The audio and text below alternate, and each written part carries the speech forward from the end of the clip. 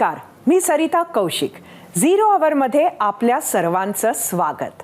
आज कार्तिक शुद्ध द्वितीया म्हणजेच यमद्वितीया अर्थात भाऊबीजेचा सण. आपल्या सर्वांना भाऊबीजेच्या खूप खूप शुभेच्छा. आज सुद्धा झिरो अवरमधील नेहमीचे प्रश्न नाहीत आणि कुणाला उत्तरही मागायची नाही आहेत, कारण अर्थातच सणांचा सण दिवाळीचा उत्सव आपण साजरा करतोय. त्यात आज भाऊबीज. बहीण भावाचं हे नातं जगातील सर्वात निर्व्याज नात्यांपैकी एक. भावाला दीर्घायुष्य लाभावं अशी कामना प्रत्येक बहीण करत असते. आपल्या बहिणीला काही कमी पडू नये अशी कामना प्रत्येक भाऊ करत असतो. ज्यांना सख्खा जवळचा किंवा दूरचा भाऊ नाही अशा मुली चंद्राला आपला भाऊ मानून त्याला ओवाळून पूजा करतात. दिवाळीचा आनंद वाढवणारा असा हा भावा बहिणीच्या नात्याचा विशेष सोहळा. महाराष्ट्राच्या राजकारणातही काही बहीण भावांच्या जोड्या प्रसिद्ध आहेत. बहीण भावांचं नातं म्हटलं की रुसवे फुगवे आलेच, तसेच चढ उतार या प्रसिद्ध जोड्यांमध्येही आलेत. मात्र काही नाती कधीच बदलत नाहीत. बहीण भावाचं नातं त्यापैकीच एक. असेच बहीण भाऊ आज आपल्या झिरो अवरमध्ये आले आहेत. भाऊ आहेत धनुभाऊ, अर्थात महाराष्ट्राचे कृषी मंत्री धनंजय मुंडे, आणि त्यांच्यासोबत आहेत त्यांच्या भगिनी रुमाताई केंद्रे आणि धनंजय यांच्या पत्नी राजश्री मुंडे. आपल्या सर्वांचं ABP माझाच्या झिरो अवरमध्ये स्वागत आहे. आज तुम्ही सर्व एकत्र आलात खास भाऊबीजेसाठी. मुंडे परिवाराची दिवाळी नक्की कशी असते धनुभाऊ? आता मधल्या काही काळापासून दिवाळी अतिशय पूर्ण कुटुंबाची जी व्याप्ती होती त्या व्याप्तीत ज्या पद्धतीने दिवाळी व्हायची, म्हणजे स्वर्गीय मुंडे साहेब माझे वडील असताना, आमचे दोन्हीही दुसरे चुलते असताना, ती संबंध घरात सलग 4-5 दिवस ही दिवाळी अतिशय उत्साहात, आनंदात आणि एक आगळ्या वेगळ्या वातावरणामध्ये या ठिकाणी व्हायची. त्यामुळे स्वाभाविकच आहे की मधल्या या 12 वर्षामध्ये संबंध कुटुंबाची ही दिवाळी थोडीशी बदललेली आहे आणि त्याची व्याप्ती जी होती ती पण कमी झाली आहे. त्यामुळं पूर्वीची दिवाळी, त्याचा उत्साह, त्याचं वातावरण, एक पूर्ण वरची जी पिढी आहे, आमचा जो आधार होता तो संबंध आधार आमच्या सर्वच भावंडाचा गेल्यामुळं आपल्या आपल्या घरी आपल्या मर्यादेमध्ये जेवढं शक्य आहे आम्ही तेवढंही भाऊ बहीण एकत्र येऊन करायचा प्रयत्न करतो. पण मागच्या 12 वर्षात या घरगुती दिवाळीला जी पूर्वी व्याप्ती होती ती नक्कीच मर्यादित झाली आहे. कुठेतरी राजकारण मध्ये आलं असं वाटतं का तुम्हाला? नाही, याला एक छोटंसं कारण राजकारण असावं. कारण असं नाही की राजकीय मतभेद असणं, विचाराचे मतभेद असणं याचा अर्थ कौटुंबिक कुठला सण, कुठली एखादा उत्सव साजरा एकत्रित करू नये असं नसतं. अनेक या देशात, या राज्यात असे कुटुंब आहेत की ज्याच्यात राजकारणामध्ये वेगवेगळे मतांतर आहेत, पण वेगवेगळे सण, घरातले कार्यक्रम, घरातले उत्साह, सुख दुःख हे एकत्र या ठिकाणी साजरं केलं जातं. हां, नक्कीच अचानकपणे काही गोष्टी आमच्या कुटुंबात झाल्या, त्याचा परिणाम थोडासा का होईना आमच्या या एकूण कौटुंबिक उत्साहात, वातावरणात आणि त्यात मग दिवाळी आली, वेगवेगळे सण आले, त्याच्यात परिणाम झाला. नक्कीच हे परिणाम तर झाले असतीलच, पण खरं तर मला तुमच्या बहिणीकडनं जाणून घ्यायचंय. रुमाताई, लहानपणची दिवाळी तुमच्या घरी कशी असायची? खूप मजेत असायची. सर्वजण एकत्र असायचो, म्हणजे 4 भावंड आणि मग सगळ्यांची मुलं पूर्ण, आणि गावी व्हायची पूर्ण लहानपणीची दिवाळी. आणि फटाक्यांची खूप आवड असल्यामुळे वडिलांसोबत येऊन फटाके वगैरे तो स्वतः घेऊन येत होता. त्यामुळे लहानपणची मजा वेगळीच होती दिवाळीची. अच्छा, धनुभाऊंना लहानपणी फटाके खूप आवडायचे का? हो, खूप आवडत होते फटाके. त्यावेळची काही आठवण सांगा. तुम्हाला खास घेऊन यायचे म्हणे गावाहून फटाके विकत घ्यायला धनुभाऊ? वडिलांसोबत यायचे, वडील आणि साहेब येऊन दोघे फटाके घेऊन मग गावी मजा करायचे, फटाके वगैरे. छोट्या काकांसोबत त्यांचं खूप हे करायचं फटाके वाजवण्यासाठी, ते चालायचं फटाके. धनुभाऊ, तुम्हाला आठवतं का की लहानपणी तुमचे वडील तुम्हाला खास फटाके विकत घ्यायला घेऊन जायचे, त्यावेळी कसं असायचं वातावरण? माझ्या प्रत्येक दिवाळीत नाही तर ज्यावेळेस मी सुट्ट्याला असायचो किंवा लहानपणी परळीला सोमवारचा बाजार असायचा. आम्ही पूर्वी गावीच राहायचो, नात्र्याला, आमच्या जन्मगावी. आणि सोमवारच्या बाजाराला ज्यावेळेस मी घरी असेल त्यावेळेस मी त्यांच्या बुलेटवरती पुढे बसून नात्र्याहून परळीला यायचो आणि ते दिवसभर बाजाराचा कार्यक्रम करायचे. मला एक स्वस्तिक लॉज म्हणून होतं, त्यांचे वडिलांचे मित्र, स्वर्गीय मुंडे साहेबांचे मित्र, शैलेश शेठ नावाचे होते, ते आता गुजरातला, इथे नाही आहेत. आणि त्यांच्या तिथे लॉजवर मला थांबवायचे आणि पूर्ण खरेदी करायचे. आणि दिवाळीच्या काळात मला आठवतं की त्यावेळेस संपूर्ण बाजार झाला दिवाळीचा की फटाक्याच्या बाजारात मला जाऊन मला यथोचित फटाक्याची खरेदी मला अण्णा, स्वर्गीय अण्णा करून द्यायचे. आणि ते फटाके घरी आणून, गावी आणून मी, माझे लहान चुलते व्यंकटप्पा, माळवदावर, म्हणजे त्यावेळेस आमचं माळवद होतं, त्या माळवदावरती दिवाळीच्या अगोदर एक 7-8 दिवस उन्हामध्ये कडक वाळवायचो. कारण शेवटी गावामध्ये कुणाच्या फटाक्याचा आवाज जास्त येतो. हे लहान मुलं आम्ही असल्यामुळं आमच्यामध्ये एकमेकात नक्कीच ती शर्यत व्हायची. तो एक किस्सा आहे की ज्याच्यामुळे स्वाभाविकच गावामध्ये प्रत्येक जण मग असं करायला लागलं, जे कोण फटाके आणतोय तो आपल्या माळवदावरती वाळू घालतो आणि कडक करतो उन्हामध्ये की वाजावेत जोरात. आणि अशा पद्धतीने ती एक ते दिवसच वेगळी, म्हणजे त्याच्या आठवणी काढल्या की आनंदही होतो आणि आजची परिस्थिती पाहिल्यानंतर त्या आठवणीचा थोडासा त्रासही होतो. तुमचे आवडते फटाके कुठले होते? माझा असं आवडता फटाके बनलं तर मला रॉकेट, आणि खरं सांगाय आता मला माहित नाही मिळतेत का नाही बाजारात, अशात माझा काय 15-एक वर्षात फटाके खरेदी करायचा संबंध आला नाही. पण लसूण नावाचा एक प्रकार आहे जो भिंतीवर, जमिनीवर आदळून फोडला जायचा. अच्छा. आणि ते एक, आणि रॉकेट, हे माझे आवडते फटाके. आत्ताच्या राजकारणातले जे फटाके आहेत त्या फटाक्यांमध्ये आणि आत्ता लहानपणीच्या फटाके काही सिमिलॅरिटी दिसते का तुम्हाला? एक तुम्हाला सांगू की लहानपणीच्या फटाक्यामध्ये उत्साहामध्ये, निर्विचाराने, आनंदाने लहानपणी केलेली ती दिवाळी, त्यातले फटाके वाजवणं ही एक प्रथा, परंपरा त्या जुन्या काळापासून चालत आलेली. राजकारणातले फटाके हे मोठ्यापणी, विचारपूर्वक, फार पद्धतशीरपणाने योग्य वेळेला फोडले जातात. हा 2 फटाक्यांचा नेमका फरक आहे. नक्कीच नक्कीच. अतिशय सुरेख असं उत्तर तुम्ही खरं तर दिलेलं आहे ह्याला. मी राजश्री वहिनींकडे जाईन. वहिनी, तुम्हाला तुमची पहिली दिवाळी लग्नानंतरची आठवते का? कशी होती? खरंच सगळ्यात अगोदर सरिताजी, तुम्हाला, सगळ्या पत्रकार बांधवांना आणि सगळ्यांनाच दिवाळीच्या खूप खूप शुभेच्छा. भाऊबीजेच्या पण खूप खूप शुभेच्छा. धन्यवाद. माझी लग्नानंतरची पहिली दिवाळी माझ्यासाठी अविस्मरणीय आहे, कारण त्यावेळेला स्वर्गीय गोपीनाथराव मुंडे साहेब आणि माझे सासरे अण्णा दोघंही होते. आणि त्या दोघांच्या उपस्थितीतली आणि सगळं कुटुंब एकत्र असतानाची जी मजा होती ती आजही आठवलं की त्याच्यात अजून आनंद वाटतो. खूप सुंदर अशी माझी पहिली दिवाळी होती. आता तुम्हाला तुमच्यासाठी दिवाळी म्हटलं की आपण सगळेच जण फराळ, फटाके, तसं त्याचबरोबर गिफ्ट्स, घरी नवीन साड्या, नवीन कपडे असतात. धनुभाऊ, तुम्हाला असे गिफ्ट्स आणून देतात का दिवाळीला? हो, माझ्यासोबत पूर्ण कुटुंबाला त्यांचे गिफ्ट असतात. मला एकूण 10 नंदा आहेत, सख्या चुलत मिळून. आणि दिवाळी सणाला, भाऊबीजेला आमचं कुटुंब 25-30 जणांचं आमचं पूर्ण कुटुंब, सगळे माझे सासरे, सगळे माझे दीर, नंदा, सगळेच आम्ही एकत्र असायचो. खूप मोठा आमचा सण व्हायचा. आता त्या उत्साहात साहेबांनी जसं सांगितलं तसा आता तो उत्साह थोडा कमी झालेला आहे.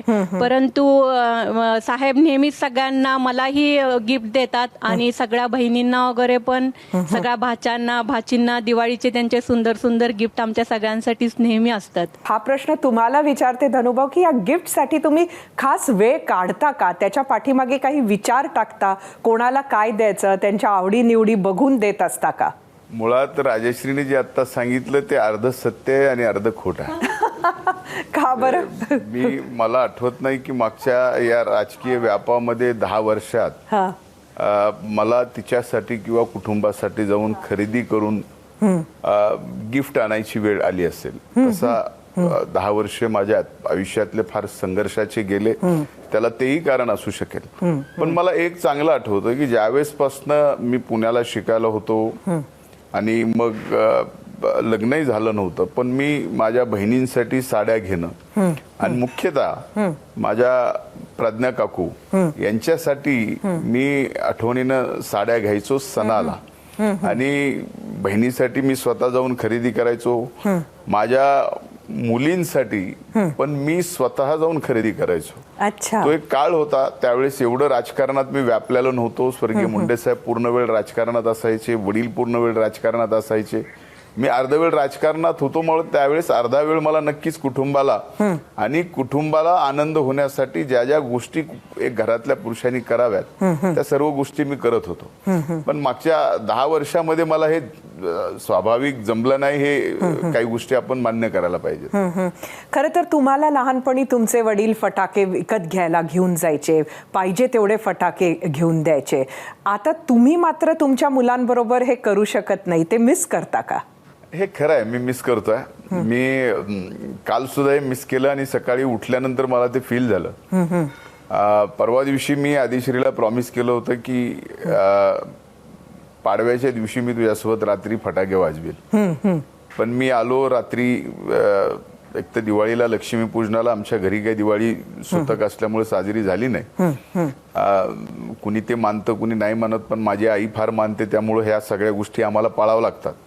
त्यामुळे कालच घरी दोन्ही ठिकाणी पूजा घरची आणि ऑफिसची झाली आणि मला थोडासा वेळ मिळाला नाही. आणि मग लक्षात आलं की अरे आपण काल तिला म्हणलं, पण तिनं एन्जॉय केलं, पण मी तिच्यासोबत फटाके नाही वाजवू शकलो. म्हणजे हे नक्कीच फरक आहे 2 पिढीचा, माझ्या वडिलांमधला आणि मी वडील झाल्यानंतरचा. की माझे वडील मला घेऊन फटाके घ्यायला यायचे, हा वाजवायला ते नक्कीच नसायचे. माझे लहान चुलते माझ्यासोबत असायचे आणि माणिकप्पा सुद्धा म्हणजे माझे 3 नंबरचे चुलते सुद्धा माझ्यासोबत प्रत्येक लहानपणाच्या लहान सहान गोष्टीत असायचे.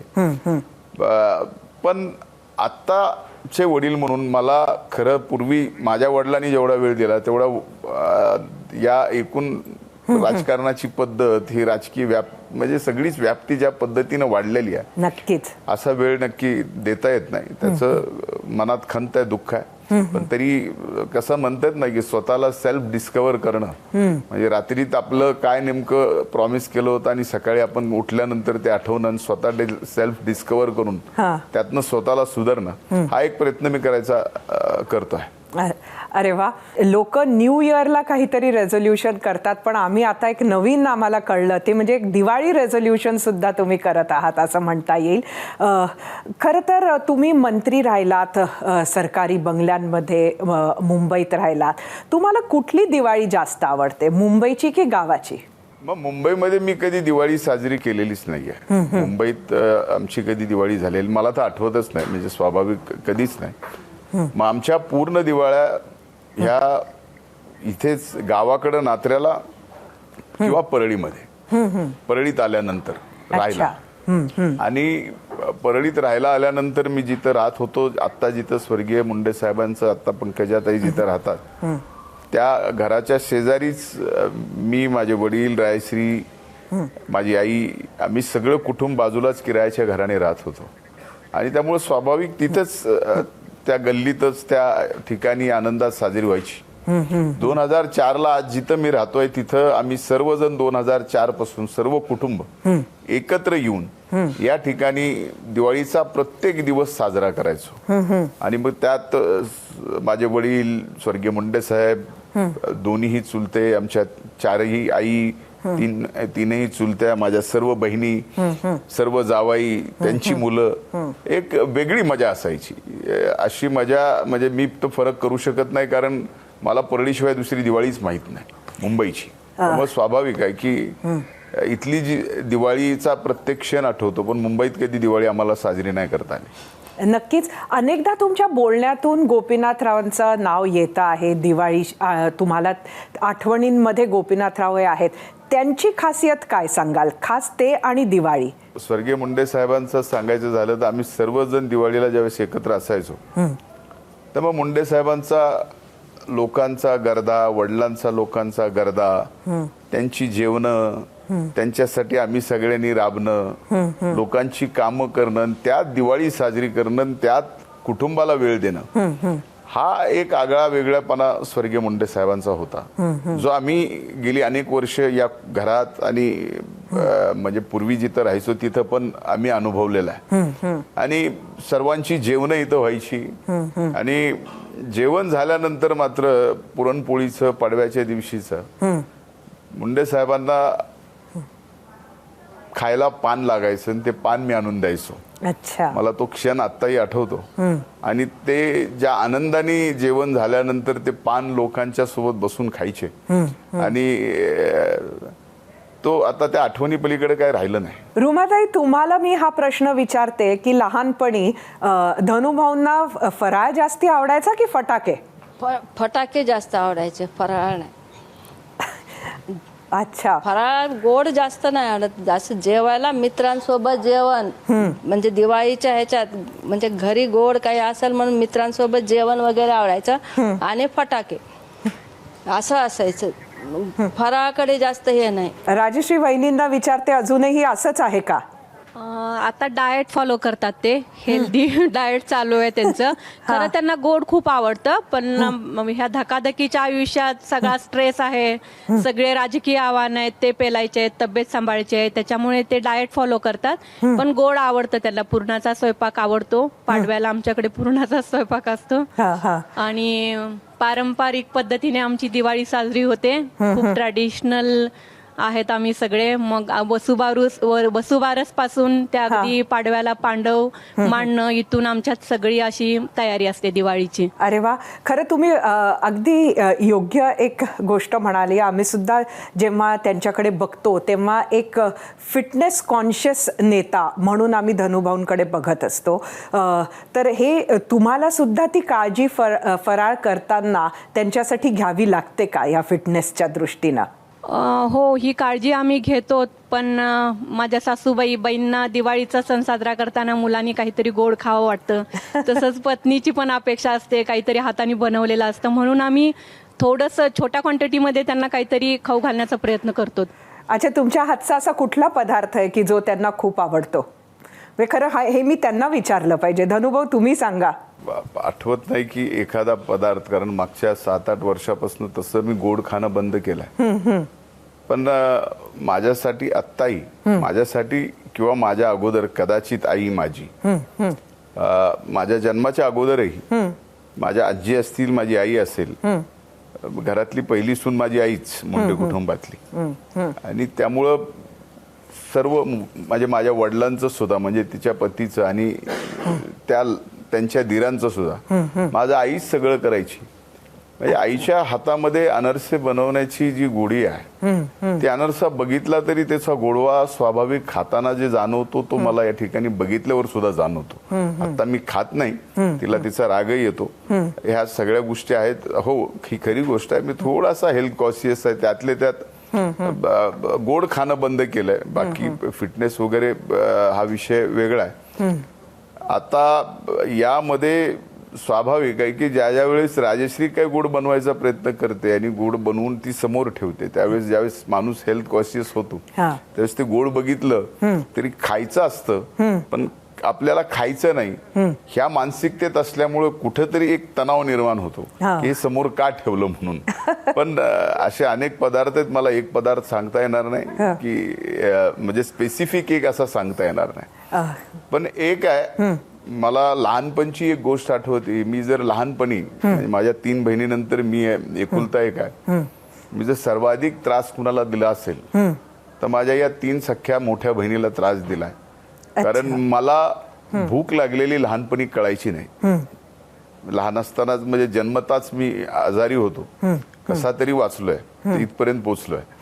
आणि त्याच्यामुळं सर्व सहकार्यासोबत गावभर, नदीवर, शेतात जिथे जाईल तिथं फिरत राहायचं. आणि ही जेवणाचं ताट घेऊन माझ्या तिन्ही बहिणी माझ्या मागे असायची की मला कुठंतरी जीव घातलं पाहिजे, अरे बापरे. खाऊ घातलं पाहिजे. आणि ज्यावेळेस हे सगळ्यात मोठा म्हणजे आज भाऊबीज आहे म्हणून हा क्षण मला आठवला. आणि आजच्या दिवशी मी जर हे बोललो नसतो तर कदाचित ही माझ्या बहिणीच्या प्रति जी कृतज्ञता आहे ती व्यक्त नंतर मला कधीच करता आली नसती कुठल्या कार्यक्रमात. मी तुमचे आभार मानतो की आज यामुळं मला नक्की म्हणजे अगदी 5-5 किलोमीटर मी नदीवर पोहायला जायचो तर मला तिथे येऊन खाऊ घालणाऱ्या माझ्या या बहिणी आहेत गावाकडे. त्यावेळेस मला भूक लागलेली कळायची नाही आणि मग ह्या सर्व गोष्टी व्हायच्या. तुमच्या लहानपणी एवढा मोठा परिवार, त्यात चुलते, हे सगळं तुम्ही बोलत असताना जाणवत आहे. पण जेव्हा आपले चुलत भावंड आपण सगळे एकत्र असतो त्यावेळेला बऱ्याच छोट्या छोट्या गोष्टींमुळे भांडणं सुद्धा खूप होतात. मग त्याला अगदी फराळी कारण ठरू शकतो, फटाके पण कारण ठरू शकतात. अशी भांडणं पण तुमची व्हायची का? नाही, भांडणं व्हायची नाही. पण माझी जे म्हणजे माझ्या अगोदरची जी पुण्याला असते माझी बहीण, त्या बहिणीसोबत वाद व्हायचा. आणि ते वाद याच्यामुळेच व्हायचा की मी जेवायचो नाही आणि मी खात नसायचो. ती एकटी मग 5-5 किलोमीटर यायची, तिथे येऊनही मी खात नसलो की मग तिचा आणि माझा वाद नक्कीच व्हायचा. आणि आजही थोड्याफार प्रमाणामध्ये थोडंसं असतं ना की पाठीवरचं असल्यानंतर म्हणतात की दोघांचं थोडंसं जमत नाही. त्याच्यामुळं थोडंसं आमच्यात वाद कधी कधी असा मजेतला वाद आपण ज्याला म्हणतो तसा होतो. खरं तर पंडितांना असतानाच्या अजून काही खास दिवाळीच्या आठवणी आहेत का तुमच्या? एक म्हणजे आयुष्यातला आता इथून पुढचा एक क्षण मी सांगू शकतो अण्णांच्या आठवणीतला दिवाळीचा. ते क्षण सुद्धा पूर्ण होणं कमी पडतील. पण अण्णा दिवाळीच्या बाबतीमध्ये सबंध कुटुंबाची काळजी घ्यायची. अगदी आपल्या मुलाला, मुलीला, आपल्या भावंडांना, त्यांच्या पत्नींना, त्यांच्या मुलाला काय लागेल काय नाही एवढंच नाही तर ज्यावेळेस आम्ही परळीत येऊन सर्व एकत्रित इथे म्हणजे दिवाळी साजरी करायचो तर स्वर्गीय मुंडे साहेबांना काय लागतं काय नाही लागत पासून ते गावाच्या पूर्ण गावाच्या दिवाळीच्या संदर्भात माझे वडील काळजी घ्यायचे. म्हणूनच आज म्हणजे वडील गेल्यानंतर सुद्धा आज आम्हाला आमच्या गावचं नात्याचं हे नातं जपावं लागतं. कारण जेवढं कुटुंबावर प्रेम केलं वडिलांनी तेवढंच गावावरती पण प्रेम केलं. म्हणजे एखादा दुःखी आहे, एखादा कुटुंब असं आहे की दिवाळी साजरी करू शकत नाही तर त्याची दिवाळी सुद्धा गोड झाली पाहिजे ही शिकवण मला स्वर्गीय मुंडे साहेबांकडनं, अण्णांकडनं या ठिकाणी मला मिळालेली. मी हे विसरू शकत नाही. ह्या छोट्या छोट्या गोष्टी आहेत ना पुढे माणसाला ते देऊन जातात. म्हणजे मला आठवतं की स्वतः त्यांनी काय घालावं काय नाही घालावं हे दिवाळीत कधी कुठल्या सणात ठरवलं नाही. आम्ही सर्व ठरवायचो माझ्या वडिलांनी. आणि मग त्यांचं अगदी नरक चतुर्थीच्या दिवशी पहाटे उठून मग एकदा आईकडनं एकदा बहिणीकडनं पूर्ण दिवाळीचं स्नान वगैरे करायचं. आणि त्यानंतर एक मालिशवाला त्यांचा असायचा जो पूर्ण उठणं लावून त्यांचा मसाज करून. आणि अगदी गावरान ज्याला म्हणतो आज ते होत नाही पण एखादा आता पिक्चर आला कुठल्या पिक्चरमध्ये ते कॅरेक्टर आलं की आपल्याला वाटतं की अरे हा एक असं आहे त्या पद्धतीनं असायचं. आणि कायम अगदी त्यांच्या बेडरूम पर्यंत नाही माझ्या वडिलांच्या तर वडील दाढी करेपर्यंत त्यांच्या आजूबाजूला लोक असायची काम करणारी. हा अशा काही गोष्टी आहेत. मग त्याला दिवाळी असो, दसरा असो, कुठलाही सण असो, कुठलाही दिवस असो, अशी कायम लोकात वावरणारे आणि लोकांच्या मध्ये दिवाळी साजरी करत सण साजरा करत पूर्ण कुटुंबाची काळजी घेऊन तो आनंद उत्साह त्यांच्यात आणणं हे आठवण अण्णांची अगदी थोडक्यात सांगायची म्हणल्यावर सांगता येईल. नक्कीच नक्कीच. खरं तर भगवानगडाशी सुद्धा तुमचं एक वेगळं नातं आहे. तिथला दसरा, तिथली दिवाळी, तिथला एखादा सण साजरा करणं हे कसं असतं तिथे? मला एक म्हणजे पहिल्यांदा श्री क्षेत्र भगवानगडाचं आणि मुंडे कुटुंबाचं हे नातं खरं माझ्या आईच्या आजोळपासून झालं.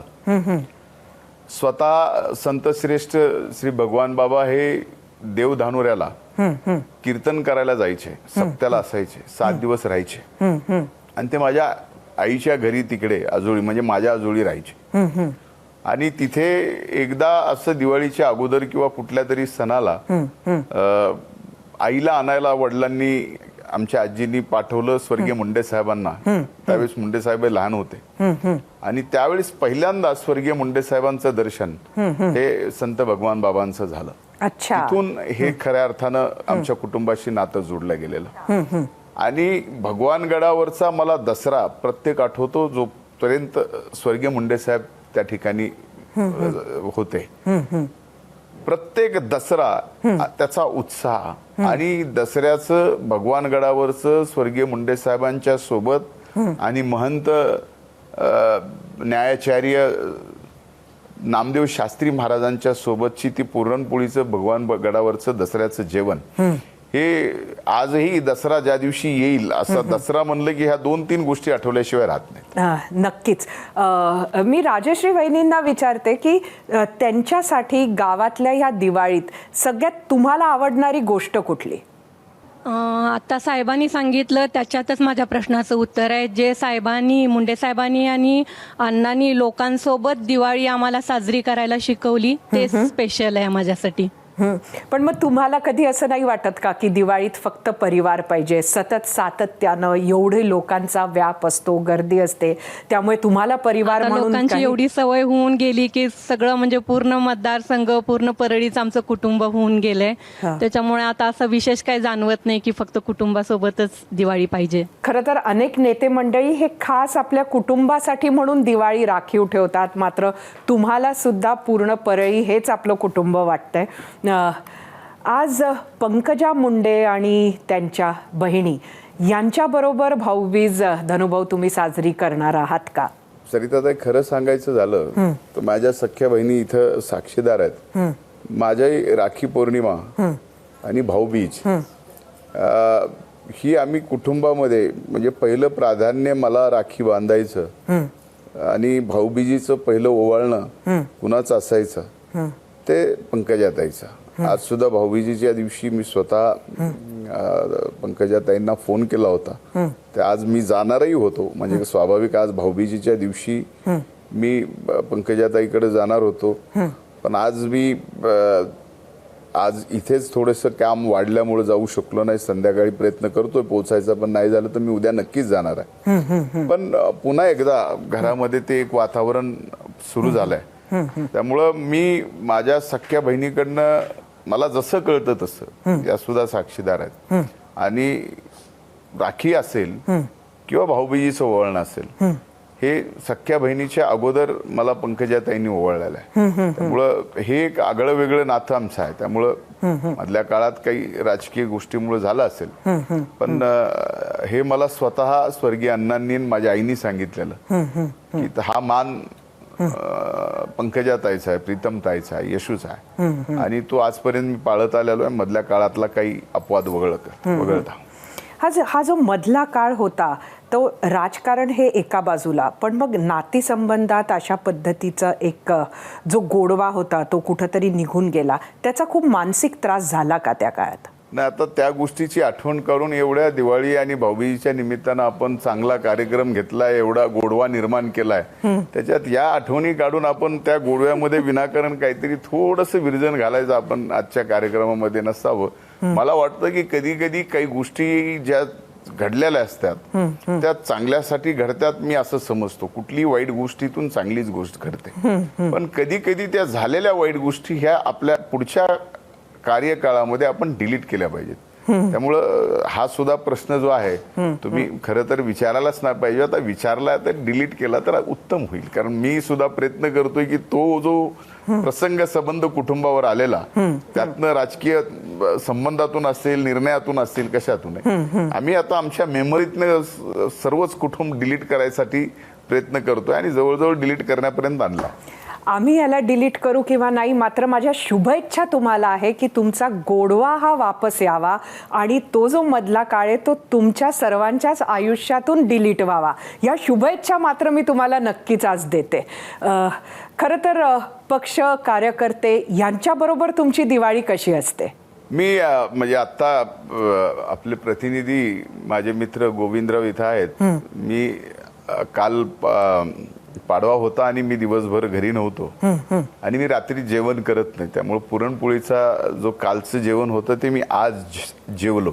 अच्छा. आणि गोविंदराव पाहत होते की मी जेवण करत असताना माझ्या आजूबाजूला जेवताना 70-80 लोक होते, मी ज्यांची जेवत काम करत होतो. ही जे अण्णांमुळे, स्वर्गीय मुंडे साहेबांमुळे आमच्या घरात सवय लागलेली, आमच्या घरात म्हणण्यापेक्षा घराला सवय लागली, आमच्या घरातल्या प्रत्येक व्यक्तीला सवय लागली, पण या भागातल्या प्रत्येक माणसाला सवय लागली ना की आपण या व्यक्तीच्या, तो भलेही किती मोठा असेल काही असेल, तो जिथं जेवायला बसतो, जिथं जेवण तयार होतं तिथपर्यंत आपण जाऊ शकतो. याचा त्या व्यक्तीला तो जो आनंद मिळतो तिथं जाऊन आपण काम सांगू शकतो, याचा जे आनंद मिळतो त्या अशा असंख्य दिवाळीच्या आनंदाच्या पलीकडे त्या व्यक्तीचा तो आनंद असतो. त्यामुळे ही जी सवय लावलेली आहे माझ्या चुलत्यांनी, माझ्या वडिलांनी, ती आजही मी चालू ठेवतोय. तशीच माझी खऱ्या अर्थाने दिवाळी साजरी होते.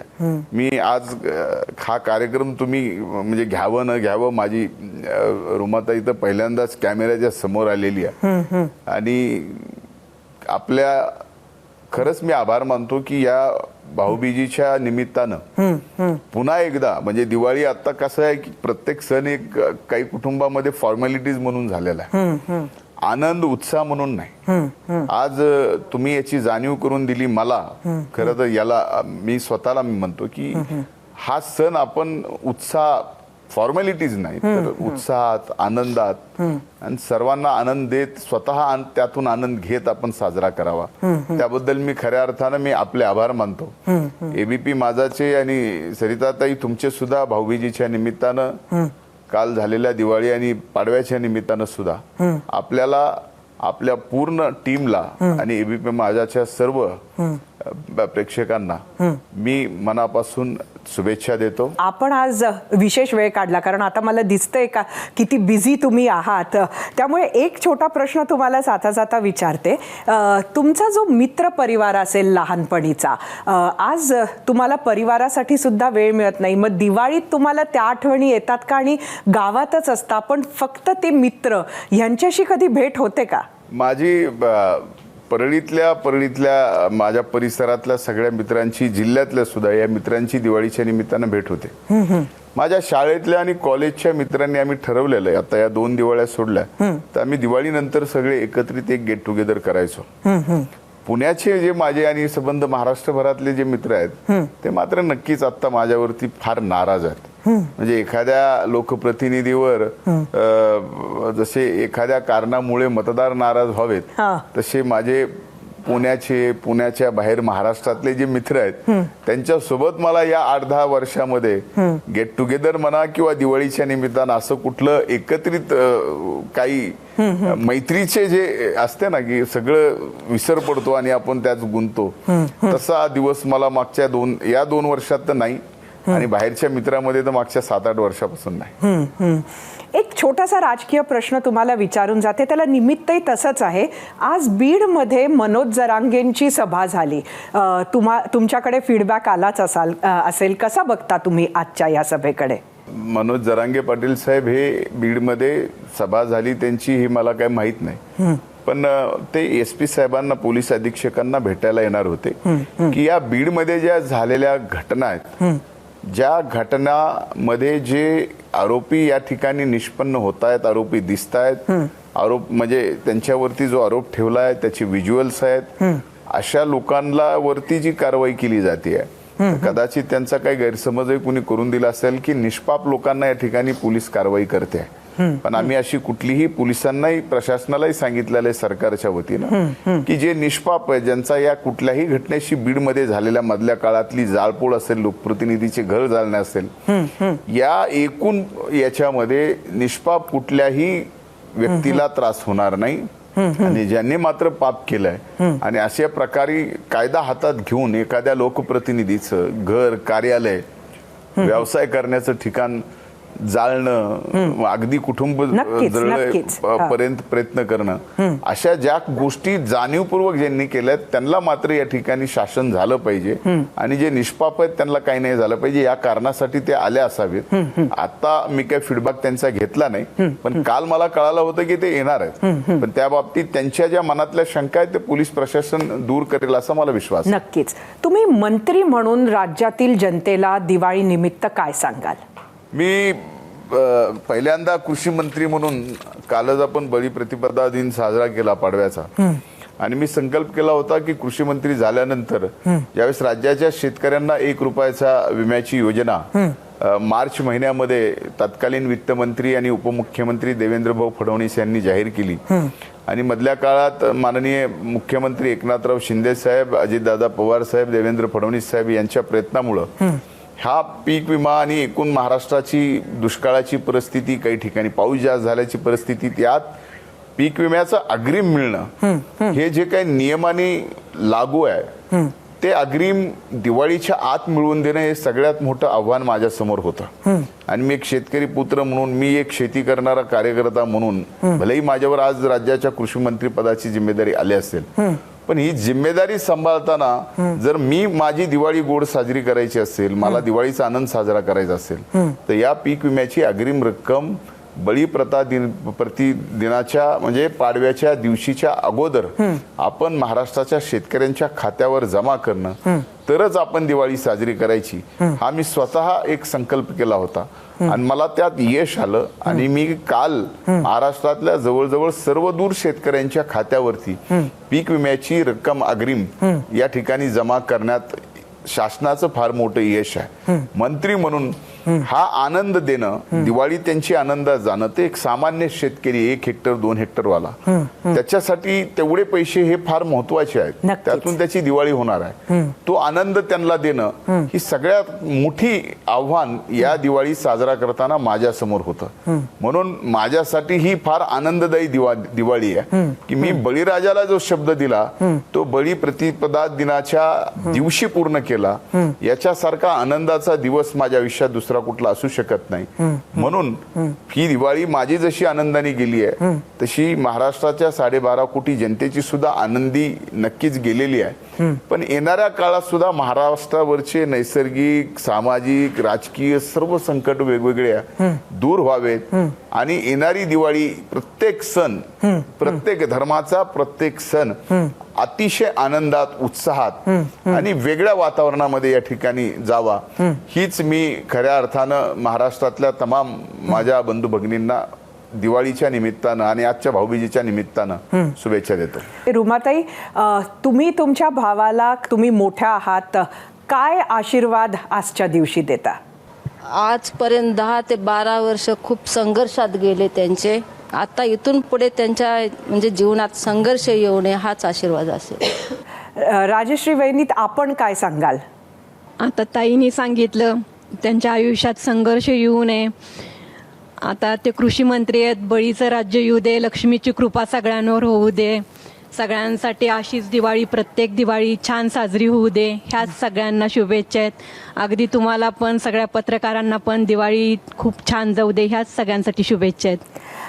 पिढा टळू दे, सगळ्यांवरचीच छान कृपा अशी सगळ्यांवर राहू दे. तुमच्या सगळ्यांचे खूप खूप धन्यवाद. ताई, वहिनी आणि धनुभाऊ, तुम्ही आज खास इतक्या व्यस्त शेड्यूलमध्ये ABP माझासाठी वेळ काढलात, सविस्तर गप्पा गोष्टी आमच्याशी केल्यात, त्याबद्दल खूप खूप धन्यवाद. आणि आमच्याकडून तुम्हाला परत एकदा दिवाळीच्या खूप खूप शुभेच्छा. आपल्याला पण शुभेच्छा. तुम्हाला पण खूप खूप शुभेच्छा.